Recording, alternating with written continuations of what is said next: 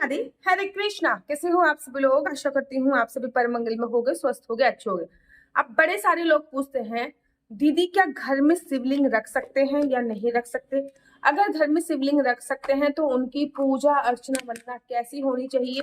तो आज की वीडियो इसी पे आधारित है। मैं ये बॉक्स क्यों खोल रही हूँ मैं आपको बताऊंगी। सबसे पहले, घर में शिवलिंग रख सकते हैं? जी हाँ, घर में शिवलिंग रखी जा सकती है, लेकिन उन शिवलिंग का साइज कितना होना चाहिए वो मैं आपको बताती हूँ। ये मेरे पास है नर्मदेश्वर शिवलिंग, ये दोनों के दोनों नर्मदेश्वर शिवलिंग है। बोला जाता है माँ नर्मदा का कंकड़ कंकड़ है शंकर शंकर शंकर शंकर, तो माँ नर्मदा का हर कंकड़ शंकर है, तो ये इसलिए ये नर्मदेश्वर शिवलिंग है। घर पे वैसे आप कोई भी किसी भी प्रकार के शिवलिंग रख सकते हो, पारस की शिवलिंग रख सकते हो, चांदी की शिवलिंग रख सकते हो, लेकिन मिट्टी के शिवलिंग सबसे ज्यादा सर्वोत्तम माने। देखो, पहले तो मैं आपसे ये बोलना चाहूंगी, अगर आप शिवलिंग खुद बनाओ मिट्टी का, हाँ, जिसको पार्थिव शिवलिंग बोलते हैं, उससे अच्छा तो कुछ नहीं है। सबसे सर्वोत्तम होता है कि मिट्टी के शिवलिंग आप खुद बनाओ, सबसे सर्वोत्तम है। गमले की मिट्टी ली, उसी में शिवलिंग बना लिया, पूजा कर ली और उसी में आपने विसर्जित कर दिया। अगले दिन फिर दोबारा गमले की मिट्टी ली, शिवलिंग बना लिया, पूजा कर ली, विसर्जित कर लिया। सबसे आसान वो तरीका होता है।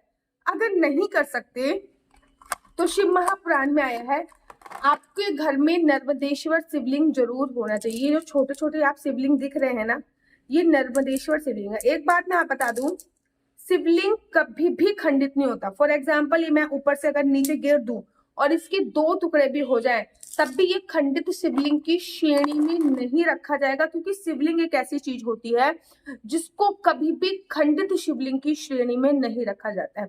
शास्त्रों में ऐसा वर्णन आया है कि अगर आप घर पे शिवलिंग रख रहे हो तो आपको अपने अंगूठे के साइज के बराबर शिवलिंग रखना चाहिए। इसलिए मैं लेके आई हुई, देखिए साइज देख लो, अंगूठे के साइज से भी बहुत ज्यादा छोटा है। ठीक है, अगर मैं दूसरे वाले की भी बात करूं तो ये अंगूठे के बराबर का साइज है, मेरे अंगूठे के बराबर का ये शिवलिंग का साइज। तो आप अपने अंगूठे के बराबर का शिवलिंग का साइज रख सकते हो। अब शिवलिंग कैसे रखा जाता है घर पे? अगर आप घर पे शिवलिंग रख रहे हो तो मैं सबसे पहले कहूंगी कि बेल के पेड़ पर रखो। जैसे कि फॉर एग्जाम्पल, मैंने इस शिवलिंग को बेल के पेड़ के अंदर ऐसे गाड़ दिया। वैसे तो जलहरी वगैरह भी आता है, उसमें सांप वाप लगा हुआ भी आता है, मैं फोटो लगा दूंगी अगर मेरे पास होगी तो, ऐसी भी आता है। लेकिन बेल के पेड़ के अंदर आपने गाड़ दिया, एवरी ड्रेस पे जल दिया, बात खत्म। लेकिन अगर आप बेल के पेड़ पे नहीं रख सकते तो आप समी के पेड़ पे भी रख सकते हो। बहुत सिंपल तरीके से समी के पेड़ के अंदर आपने ऐसा शिवलिंग रख दिया, बात खत्म हो गई। ये बहुत ही ज्यादा सिंपल तरीका होता है, इस तरीके से आप शिवलिंग रख सकते हो। ये सबसे ज्यादा बेस्ट तरीका माना जाता है शिवलिंग को रखने का, कि आप अपने घर पे शिवलिंग रख रहे हो तो आप बेल के पेड़ के नीचे या फिर समी के पेड़ के नीचे रखो, एवरी डे उस पर जल समर्पित करो, बहुत ही सर्वोत्तम है। अब किसी की कुंडली में शनि की महादशा चल रही होती है, किसी की कुंडली में राहु नेगेटिव प्रभाव दे रहा होता है, अगर शनि की महादशा चल रही है और राहु भी नेगेटिव प्रभाव दे रहा है, तो सबसे अच्छा होता है शिवलिंग पर एवरीडे काले तिल डालकर जल चढ़ाना। तो आपको कुछ नहीं करना, एक छोटा सा शिवलिंग लेना है और उसको अपने पेड़ पे गाड़ देना है। ये दोनों पेड़ सबसे ज्यादा सर्वोत्तम है। अगर ये दोनों पेड़ नहीं है तो तुलसी का पेड़ छोड़कर आप किसी भी पेड़ पर शिवलिंग को गाड़ सकते हो। सुबह सुबह एक लोटा लेना है, ठीक है, उस लोटे में काले तिल डालने और उन पर जल चढ़ा देना है। वैसे आप इनका पंचामृत से भी अभिषेक कर सकते हो, भस्म भी चढ़ा सकते हो, अक्षत भी चढ़ा सकते हो, चंदन भी चढ़ा सकते हो। बहुत अच्छी पूजा अर्चना वंदना विधि होती है। लेकिन सबसे सर्वोत्तम पूजा होती है कि आपने गंगा जल की 2 बूंदे डाली, पानी डाला, काला तिल डाला और वो जल आपने शिवलिंग पर चढ़ा दिया। दूसरी जो पूजा होती है वो सिंपल ही होती है कि आपने इसको भोले बाबा जी को ना सबसे प्रिय है भस्म, तो आपको केवल और केवल भस्म चढ़ाई और आपकी पूजा संपन्न हुई। वैसे तो और भी बहुत सारी पूजा होती हैं, लेकिन मैंने सिंपली आपको ये प्रकार की पूजा बताई जो आप घर पर रह के इजिली कर सकते हो। और आप पंचाक्षरी मंत्र ओम नमः शिवाय, ओम नमः शिवाय, ओम नमः शिवाय का जाप कर लिया। अब शिवरात्रि में या फिर शिवरात्रि, देखो साल में प्रदोष महीने में प्रदोष के दिन शिवलिंग की बड़ी अच्छी पूजा होती है, सोमवार के दिन बड़ी अच्छी पूजा होती है। वैसे तो पूरे साल ही भर होती है, लेकिन कुछ कुछ महीने में कुछ कुछ खास दिन होते हैं। मासिक शिवरात्रि जब होती है तब बहुत अच्छी पूजा होती है। और सावन के तो पूरे महीने भोले बाबा की पूजा होती है। देखो सावन में मैं हमेशा पार्थिव शिवलिंग बनाती थी, एवरीडे मैं पार्थिव शिवलिंग बनाती थी, उसमें जल चढ़ाती थी और शाम को पानी डालकर उसका विसर्जित कर देती थी। बट अब मेरे पास ऑप्शन आ चुका है कि मेरे पास भी है नर्मदेश्वर शिवलिंग, तो मैं इस बार नर्मदेश्वर शिवलिंग लूंगी और उनको पेड़ पर रख दूंगी, पेड़ पे रखने के बाद एवरीडे इस पे जल चढ़ा दूंगी। अगर आपके घर पे पेड़ पे रखने का जुगाड़ नहीं है, कुछ भी नहीं हो पा रहा, तो आप इनको जल लहरी आती है उस जल लहरी में भी लगा सकते हैं। और जरूरी नहीं है कि रोज पानी टपका करता रहे, ऐसा जरूरी नहीं, क्योंकि घर के जो शिवलिंग होते हैं उनकी कुछ रूल्स रेगुलेशन अलग होते हैं। शिव महापुराण के अनुसार शिवलिंग की वाइब्रेशंस ही इतनी अच्छी होती है।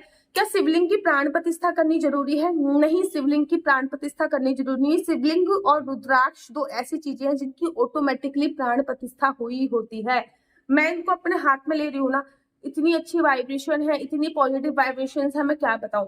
जब आप इसमें गंगा जल चढ़ाओगे, शिवलिंग का नाम लेके भगवान शिव को याद करते हुए गंगा जल चढ़ाओगे और उसके बाद भस्म छिड़कोगे, तब आपको फील होएगा कि आपका शिवलिंग और भी ज्यादा पॉजिटिव वाइब्रेशंस देने लगा है। तो डेफिनेटली आप घर पे शिवलिंग रख सकते हैं, शिवलिंग की पूजा अर्चना वंदना कर सकते हैं। सावन के महीने में इस पे बहुत सुंदर पूजा होती है। सावन के महीने में इन पे आपको जल चढ़ाना है।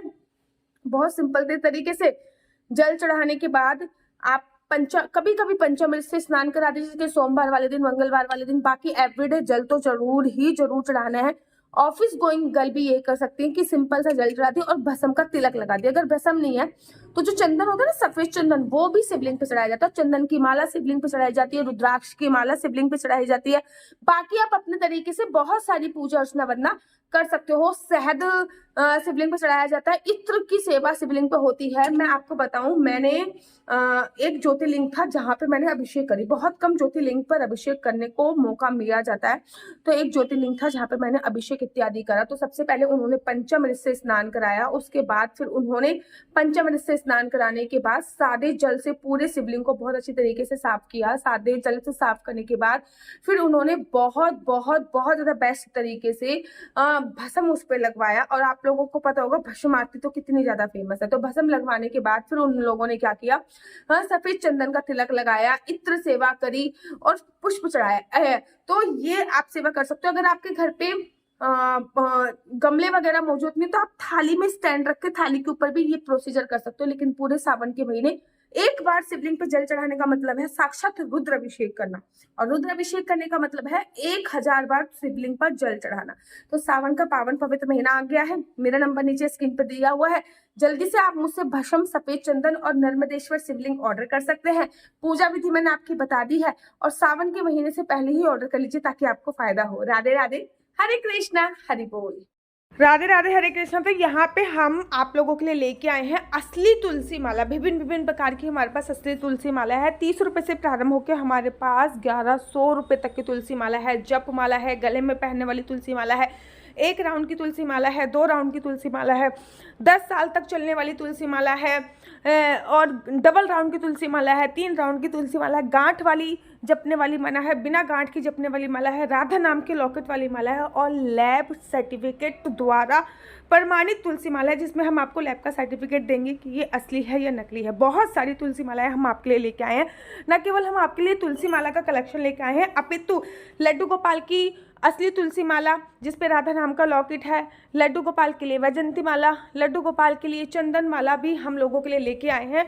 और लड्डू गोपाल की तीनों माला का सेट है, तुलसी माला, चंदन माला और वैजंती माला का सेट भी लेके आए हैं। साथ ही के साथ हम आपके लिए रुद्राक्ष के असली ब्रेसलेट, पानी में डालने वाला रुद्राक्ष, 1 मुखी रुद्राक्ष से लेकर 14 मुखी रुद्राक्ष तक हमारे पास सारे लैब टेस्टेड रुद्राक्ष अवेलेबल हैं।